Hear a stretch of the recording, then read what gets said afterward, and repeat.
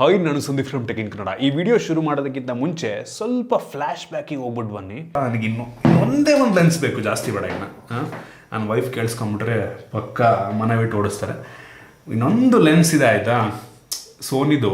ಅದು G master lens, 70-200. Photography ಹೆಂಗೆ ಬರುತ್ತೆ ಅಂದರೆ, ಫೋಟೋ ವಿಡಿಯೋ ಎರಡು ಹೆಂಗೆ ಬರುತ್ತೆ ಅಂದರೆ, ಅದರಲ್ಲಿ ನೆಕ್ಸ್ಟು ತೊಗೊಂಡ್ರೆ ಅದೊಂದೇ ಒಂದು, ಅದಾದ್ಮೇಲೆ ಇನ್ನೇನು ತೊಗೊಳಲ್ಲ, ಅದೊಂದೇ ಒಂದು ತೊಗೊಬೇಕಾಯ್ತಾ. ಸಾಕಾಗಿದೆ ಅದೊಂದು. ಹೌದು, ಕೊನೆಗೂ ಈ ಒಂದು ಲೆನ್ಸನ್ನು ನಾನು ಪರ್ಚೇಸ್ ಮಾಡಿದ್ದೀನಿ. ಸೋನಿ 70-200 GM2 ಲೆನ್ಸ್ ಆಯಿತಾ. F2.8 ಅಪರ್ಚರ್ನ ಹೊಂದಿರುವಂಥ ಲೆನ್ಸು. ಜೀವ ಬಿದ್ದೋಯ್ತು ಇದಕ್ಕೆ ಪೇ ಮಾಡೋ ಅಷ್ಟರಲ್ಲಿ. 2,10,000 ರೂಪಾಯಿ. ಅದು ಆಫರಲ್ಲಿ ತೊಗೊಂಡಿದ್ದಕ್ಕೆ 2,10,000 ರೂಪಾಯಿ. ಒಂದು ರೀತಿ ಹೇಳಬೇಕು ಅಂತ ಅಂದರೆ ಅಲ್ಟಿಮೇಟ್ ಲೆನ್ಸು. ಯಾವುದೇ ಪರ್ಪಸ್ಸಿಗೆ ತೊಗೊಳ್ಳಿ, ನೀವು ಪೋರ್ಟ್ರೇಟ್ ಫೋಟೋಶೂಟ್ ಮಾಡ್ತೀರಾ, ಮ್ಯಾರೇಜಲ್ಲಿ ಫೋಟೋಶೂಟ್ ಮಾಡ್ತೀರಾ, ಅದು ಫಂಕ್ಷನಲ್ಲಿ ಕ್ಯಾಂಡಿಡ್ ಫೋಟೋಶೂಟ್ ಮಾಡ್ತೀರಾ, ಏನೇ ಪರ್ಪಸ್ ತೊಗೊಳ್ಳಿ, one of the best lens ಅಂತ ಹೇಳಕ್ಕೆ ಇಷ್ಟಪಡ್ತೀನಿ. ಅಷ್ಟೇ ಎಕ್ಸ್ಪೆನ್ಸಿವ್ ಕೂಡ ಹೌದು ಆಯಿತಾ. ಅಪರ್ಚರ್ 2.8 ಇರೋದ್ರಿಂದ ಬೆಲೆ ಸ್ವಲ್ಪ ಜಾಸ್ತಿ ಆಗುತ್ತೆ. ಅದು ಕೂಡ 70-200. ಬೊಕ್ಕೆ ಹೆಂಗೆ ಬರುತ್ತೆ ಅಂತ ಅಂದರೆ ಹೆವಿ ಎಕ್ಸೈಟ್ ಆಗಿದ್ದೀನಿ.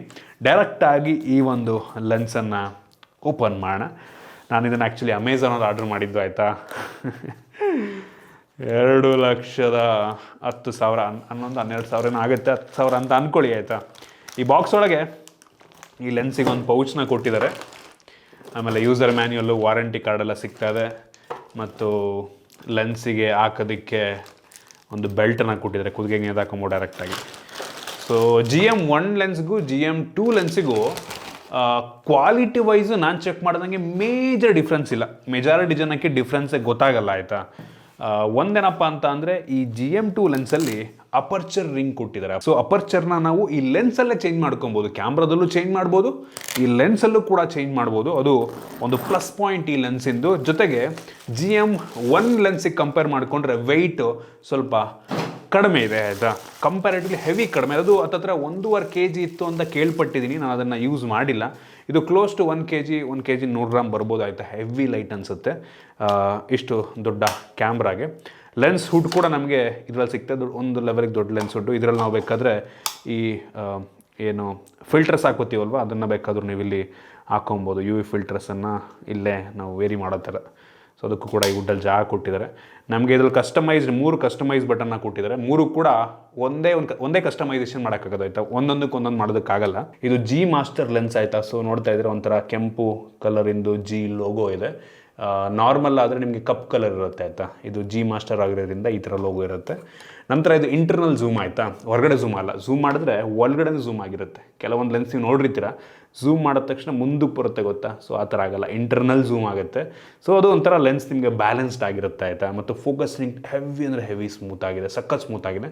ಮತ್ತು ಝೂಮ್ ಅಷ್ಟೇ ಇದೆ, ಇಷ್ಟೇ ಝೂಮು. ಲಿಟ್ರಲ್ ಇಷ್ಟಂದರೆ ಝೂಮ್ ಆಗೋಗುತ್ತೆ. 70-200 ಇಷ್ಟರಲ್ಲೇ ಝೂಮ್ ಆಗೋಗ್ಬಿಡುತ್ತೆ. ಸಖತ್ ಫಾಸ್ಟಾಗಿ ಝೂಮ್ನೆಲ್ಲ ಮಾಡ್ಬೋದು. ಇದರಲ್ಲಿ ನಮಗೆ ಇಲ್ಲೇ ಆಟೋ ಫೋಕಸ್, ಮ್ಯಾನ್ಯಲ್ ಫೋಕಸ್ಗೆ ಸ್ವಿಚ್ ಮಾಡ್ಬೋದು. ಆಮೇಲೆ ಸ್ಟೆಬಿಲೈಸೇಷನ್ನ ಕೂಡ ನೀವು ಇಲ್ಲೇ ಆನ್ ಆಫ್ ಮಾಡ್ಕೊಬೋದು. ಸೊ ಕಸ್ಟಮೈಸೇಷನ್ನಿಗೆ ಆಪ್ಷನ್ ತುಂಬ ಚೆನ್ನಾಗಿದೆ. ಸೊ ಹೆವಿ ಅಂದರೆ ಹೆವಿ ವೆಯ್ಟ್ ಮಾಡಿ ತುಂಬ ದಿನದಿಂದ ತೊಗೊಬೇಕು ಅಂತ ಅಂದ್ಕೊಂಡು ತೊಗೊಂಡಿರುವಂಥ ಲೆನ್ಸ್ ಇದು. ದುಡ್ಡು ಕೂಡ ಅಷ್ಟೇ ಖರ್ಚಾಗಿದೆ ಆಯಿತಾ. ಸೊ ನನ್ನ ಹತ್ರ ಆಲ್ರೆಡಿ ಒಂದು ಟೆಲಿಫೋಟೋ ಲೆನ್ಸ್ ಇತ್ತು. ಸೊ ಇದನ್ನು ವೈಲ್ಡ್ ಲೈಫ್ ಫೋಟೋಗ್ರಫಿಗೆ ನಾವು ಯೂಸ್ ಮಾಡ್ಬೋದು. ಆ್ಯಕ್ಚುಲಿ ನೋಡೋದಕ್ಕೆ ಹೋದರೆ ಲೆನ್ಸ್ ಸೈಜ್ ಇದೇ ದೊಡ್ಡದಿದೆ, ಬಟ್ ಬೆಲೆ ಇದಕ್ಕಿಂತ ಇದು ಜಾಸ್ತಿ. ಏನಕ್ಕೆ ಅಂದರೆ ಇದು ನಾರ್ಮಲ್ ನೋಡಿ, G ಲೆನ್ಸ್ ಇದು ಕಪ್ಪು ಕಲರಲ್ಲಿ ನೋಡಿ, ಕಪ್ಪು ಬಣ್ಣದ G ಲೋಗೋ ಇದೆ. ಇದು ಕೆಂಪು G ಮಾಸ್ಟರಿಗೆ ಕಾಸ್ಟ್ ಸ್ವಲ್ಪ ಜಾಸ್ತಿ ಆಗುತ್ತೆ. ಸೊ ಉದ್ದ ಇದೆ, ದಪ್ಪ ಇದೆ, ಎಲ್ಲ ದೊಡ್ಡದಾಗಿದೆ. ಕಾಸ್ಟ್ ಇದು ಕಡಿಮೆ. ಇದಕ್ಕೂ ಏನು ಕಡಿಮೆ ಅಲ್ಲ ಆಯಿತಾ. ಕಡಿಮೆ ಅಂದರೆ ಕಂಪ್ಯಾರಿಟಿವ್ಲಿ ಕಡಿಮೆ. ಇದಕ್ಕೂ ಹತ್ತಿರ 1.5 ಲಕ್ಷ 1,60,000 ಏನೋ ಆಗುತ್ತೆ. ಇದು 200-600 mm ಇದು ನಾರ್ಮಲ್ ಲೆನ್ಸು ಆಯಿತಾ. ಪ್ರೈಮ್ ಲೆನ್ಸಿಗೆಲ್ಲ ಹೆವಿ 10 ಲಕ್ಷ ತನಕ ಕಾಸ್ಟ್ ಆಗುತ್ತೆ. ಇದು F5.6 6.3 ತನಕ. ಸೊ ವೈಲ್ಡ್ ಲೈಫ್ ಫೋಟೋಗ್ರಾಫರ್ಗಳು, entry level wild life photographers, ಬಿಗಿನರ್ಸ್ಗಳಿಗೆ ಬೇಜಾನಾಯಿತು. ಆರಾಮಾಗಿ ಫೋಟೋಶೂಟನ್ನು ಮಾಡ್ಬೋದು ವೈಲ್ಡ್ ಲೈಫಲ್ಲಿ. ಇನ್ನು ಇದು ಬಂದುಬಿಟ್ಟು ಹೇಳಿದ್ರೆ ಇದೊಂಥರ ಆಲ್ರೌಂಡರು. ಇದಕ್ಕೆ ಬೇಕಾದರೂ ನೀವು ಟೆಲಿಕನ್ವರ್ಟರ್ ಅಂತ ಬರ್ತವೆ ಆಯಿತಾ. 2x ಟೆಲಿಕನ್ವರ್ಟರ್ ಹಾಕೊಂಡ್ಬಿಟ್ರಿ ಅಂತ ಅಂದರೆ ಇದೇ 400mm ತನಕ 400mm ರೀತಿ ಕೆಲಸವನ್ನು ಮಾಡುತ್ತೆ. ಬಟ್ ಕ್ವಾಲಿಟಿ ಸ್ವಲ್ಪ ಕಾಂಪ್ರಮೈಸ್ ಆಗುತ್ತೆ, ಅಪರ್ಚರ್ ಡಬಲ್ ಆಗುತ್ತೆ. ಸೊ 2.8 ಇದ್ದಿದ್ದು ಮೋಸ್ಟ್ಲಿ 5 ಪಾಯಿಂಟ್ ಸಮಥಿಂಗ್ ಎಷ್ಟು ಆಗುತ್ತೆ, 5.4 ಏನೋ ಆಗ್ಬೋದು. ಸೊ ಆ ರೀತಿ ಟೆಲಿಕನ್ವರ್ಟರ್ ಹಾಕೊಂಡ್ರೆ ನೀವು ಇದನ್ನೇ ಬೇಕಾದ್ರೆ ಟೆಲಿಫೋಟೋ ಲೆನ್ಸ್ ರೀತಿಯಲ್ಲಿ ಯೂಸ್ ಮಾಡ್ಬೋದು. ಇದು ಸ್ಪೋರ್ಟ್ಸ್ ಫೋಟೋಗ್ರಫಿಗೂ ಕೂಡ ನಂಗೆ ಅನಿಸ್ತಂಗೆ ಚೆನ್ನಾಗಿದೆ. ಸ್ಪೋರ್ಟ್ಸ್ ಅಂತ ಅಂದರೆ ದೊಡ್ಡ ದೊಡ್ಡ ಕ್ರಿಕೆಟ್ ಗ್ರೌಂಡೆಲ್ಲ ಇದು ಕಷ್ಟ. ಯೂಶಲಿ ಬಾಸ್ಕೆಟ್ಬಾಲು ಅಂದರೆ ಒಂದು ಸ್ವಲ್ಪ ಮೀಡಿಯಮ್ ಸೈಜ್ ಗ್ರೌಂಡ್ಗಳದು, ಟೆನ್ನಿಸ್ ಆಗಿರ್ಬೋದು, ಬ್ಯಾಡ್ಮಿಂಟನ್, ಈ ರೀತಿ ಸಣ್ಣ ಸಣ್ಣ ಇದರಲ್ಲೆಲ್ಲ ಸ್ಪೋರ್ಟ್ಸಿಂದು ಮಾಡ್ಬೋದು. ಉದ್ದ ಅಂದರೆ ಕ್ರಿಕೆಟ್ ಗ್ರೌಂಡು, ಸ್ಟೇಡಿಯಂ ಅಂದರೆ ಫುಟ್ಬಾಲ್ ಗ್ರೌಂಡ್ ಎಲ್ಲ ತುಂಬ ದೊಡ್ಡದಿರುತ್ತೆ, ತುಂಬ ಉದ್ದ ಇರುತ್ತೆ. ಕೆಲವೊಂದು ಪ್ಲೇಯರ್ಸ್ಗಳನ್ನೆಲ್ಲ ಫೋಕಸ್ ಮಾಡಿದಾಗಲ್ಲ ಅಂಥವ್ರಿಗೆಲ್ಲ ಆದರೆ ಯೂಶಲಿ ಸ್ಪೋರ್ಟ್ಸ್ ಫೋಟೋಗ್ರಫಿ ಮಾಡೋರೆಲ್ಲ ಪ್ರೈಮ್ ಲೆನ್ಸ್ ಇಟ್ಕೊಂಡ್ರೆ 10 ಲಕ್ಷ 15 ಲಕ್ಷದ ಲೆನ್ಸ್ ಇಟ್ಕೊಂಡಿರ್ತಾರೆ. ಅದನ್ನ ಬೇಕಾದ್ರೆ ಇದರಲ್ಲಿ ಟ್ರೈ ಮಾಡ್ಬೋದು, ಈ ಲೆನ್ಸಲ್ಲೂ ಕೂಡ ಶೂಟ್ ಮಾಡ್ಬೋದು. ಯೂಶಲಿ ಪ್ರೊಫೆಷನಲ್ಸು ಇದನ್ನು ಯೂಸ್ ಮಾಡಲ್ಲ ಆಯಿತಾ. ಇದು ಎಂಟ್ರಿ ಲೆವೆಲ್ಲು ಆಯಿತಾ, ನೋಡೋದಕ್ಕೂ ಎಂಟ್ರಿ ಲೆವೆಲ್, 1.5 ಲಕ್ಷನೇ ಎಂಟ್ರಿ ಲೆವೆಲ್. ಯೋಚನೆ ಮಾಡ್ಕೊಳ್ಳಿ ಫೋಟೋಗ್ರಫಿ ಎಷ್ಟು ಎಕ್ಸ್ಪೆನ್ಸಿವ್ ಅಂತ.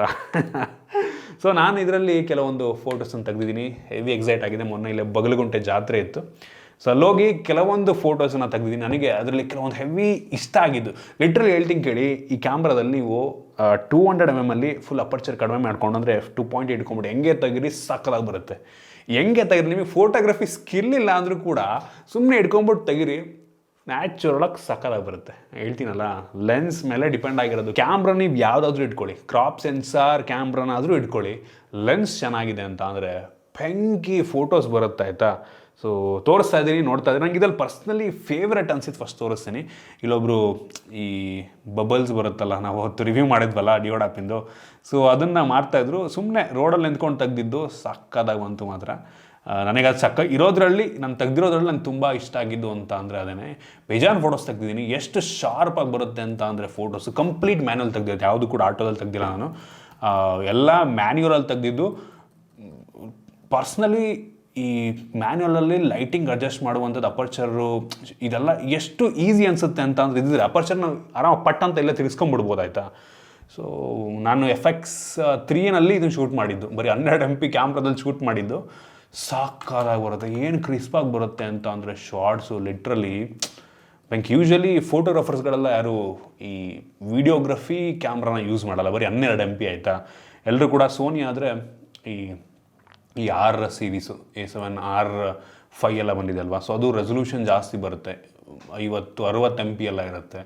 ಸೊ ಅದರಲ್ಲಿ ತೆಗೆದ್ರೆ ನೀವು ಇನ್ನೂ ಝೂಮ್ ಮಾಡಿದ್ರೆ ಕ್ಲಾರಿಟಿ ಹಂಗೆ ರಿಟೇನ್ ಆಗಿರುತ್ತೆ. ಇದು ಈ ಫೋಟೋ ರೆಸೊಲ್ಯೂಷನ್ ಜಾಸ್ತಿ ಇರಲ್ಲ ಈ ಒಂದು ಕ್ಯಾಮ್ರಾದಲ್ಲಿ, FX3ನಲ್ಲಿ ಬರೀ 12MP ಆಗಿರೋದ್ರಿಂದ.